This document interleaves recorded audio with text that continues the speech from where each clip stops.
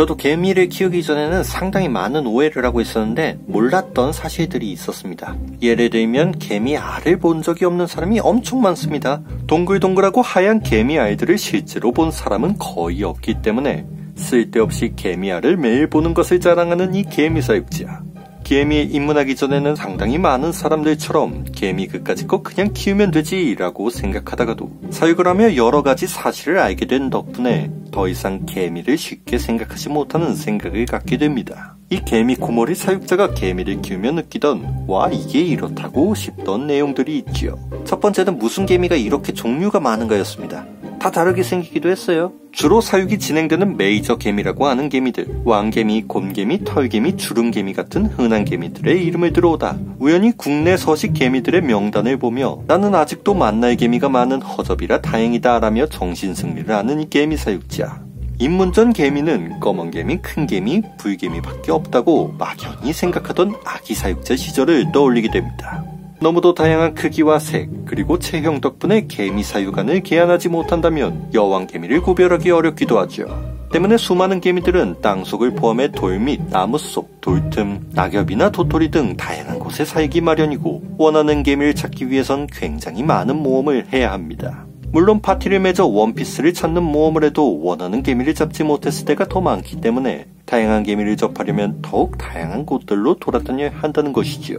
저는 개미 채집을 복권이나 낚시 같은 거라고 생각해요. 한번 잡기 시작하면 개미를 찾았을 때 그 도파민 그냥 너무 재밌어가지고 채집에 빠져버리지요. 이렇게 개미들을 채집하는 것에는 생각보다 많은 의견의 대립이 있습니다. 대표적으로 커다란 왕국을 잡지 말아야 한다. 큰 왕국이 보는 재미가 있는데 왜 잡지 말라 하냐 같은 대립이 가장 오래된 대립인데 이런 대립이 생기는 이유는 두 번째 사실인 개미는 꽤 오랜 시간 큰다는 것입니다. 보통 개미들의 피해를 당한 피해자들이 하는 말은 개미는 죽여도 계속 나오느냐 하는 것들인데 사실 이것은 개미 입장에서는 굉장히 억울한 일입니다.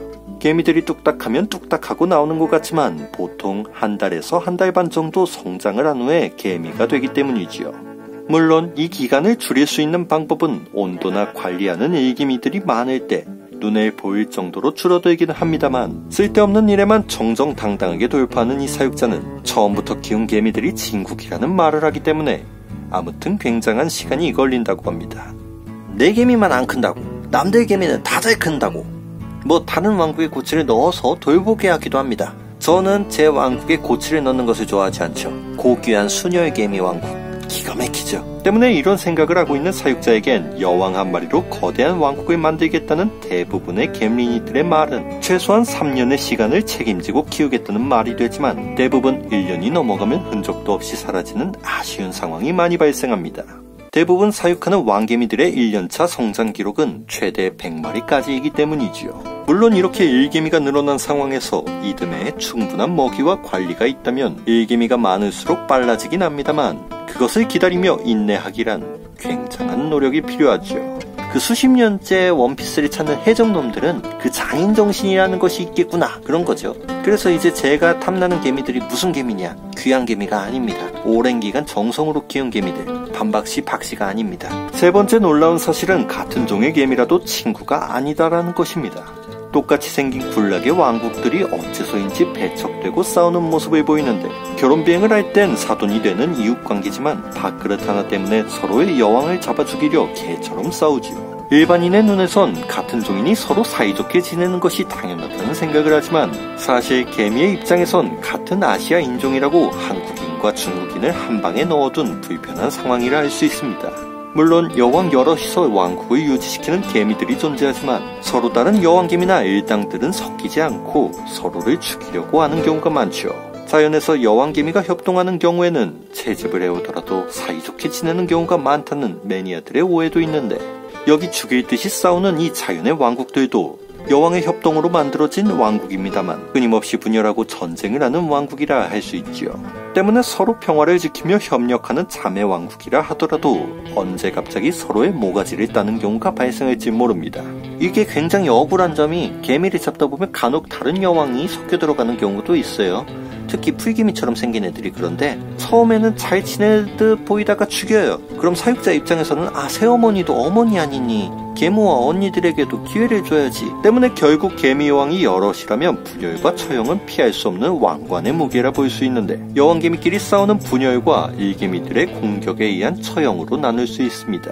그럼에도 몇몇 개미들이 서로 협동하는 경우를 심심치 않게 볼 수 있는데, 언제나 지들 마음대로 살아가며 사육자의 의견은 무시하는 것이 개미들이기 때문에 한순간도 마음을 놓을 수 없는 것이 이런 다수의 여왕이 있는 복수 왕국이라 할 수 있지요. 그래도 초반 성장을 위한 여왕의 협동은 단기적으로 보면 아주 효율적이지만, 관찰을 하다 보면 결국 커다랗게 팽창한 왕국은 자연스레 분리되고 분열되는 그런 양날의 검 같은 것이 자연의 이치라고 받아들일 수 있게 됩니다. 네 번째는 결국 개미들은 무한정 성장하는 것이 아니라는 사실입니다. 리미트, 즉 한계가 있어요. 산책을 하며 가끔 보이는 개미들의 왕국은 상당히 많은 개미들이 우왕좌왕거리며 일을 하고 있습니다.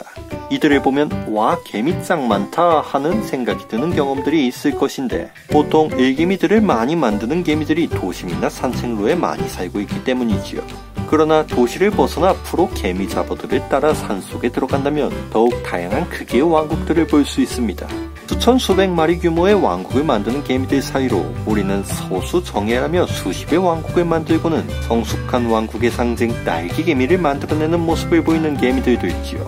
여러 개미 사육 사례를 모으는 것을 좋아하는 이 사육자가 분석을 통해 알게 된 점은, 이 여왕개미의 영향력이 미치는 일개미의 최대치가 있고, 이 최대치에 도달해야만 날개개미, 즉 생식개미를 만들어내는 것은 아니라는 점이 아주 재밌는데, 일개미가 적은 왕국이라도 생식개미를 만들어낼 수 있고, 흔히 개미 사육을 할 때 발생하는 수개미 역시 보통은 성장한 왕국에서 볼 수 있는 대표적인 생식개미라 하지만, 작은 왕국에서도 간혹 오류로 발생하기도 합니다.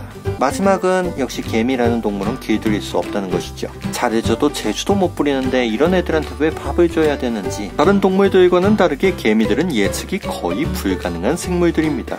모든 생명체들의 욕구를 알 수 있는 번식을 포기한 채 여왕을 지키는 일개미들이지만, 어느 순간 스스로 자신들을 낳아준 여왕개미의 모가지를 따버리는 이해할 수 없는 행동을 보이는 것이 대표적이지요. 물론 이렇게 모가지를 똑 하고 따는 경우에도 이유는 있겠지만, 이유를 알고 싶어도 알 수 없기 때문에 그저 추측만 할 뿐 싸늘한 여왕의 죽음을 싸늘하게 지켜볼 뿐이지요. 사육을 하다 보면 인간이 구상한 사육장의 의도를 전혀 반대로 이용한다거나 대응망덕하게 탈출을 한다거나 하는 일들부터 먹이를 가려먹는다던가 번식을 하지 않는 등의 다양한 사건 사고들이 따라오지만, 늘 예상치 못한 일들을 만들어주는 개미들의 발광을 보는 그런 맛 때문에 이 사육자는 개미 사육을 끊지 못하는 듯합니다. 개미를 안 키워본 사람은 있어도 한 번만 키우는 사람은 없죠. 결국 말 안 듣는 애들이 문제인데, 그런 개미들은 딱밤 한 대씩 주면 아, 그럼 안 되는구나,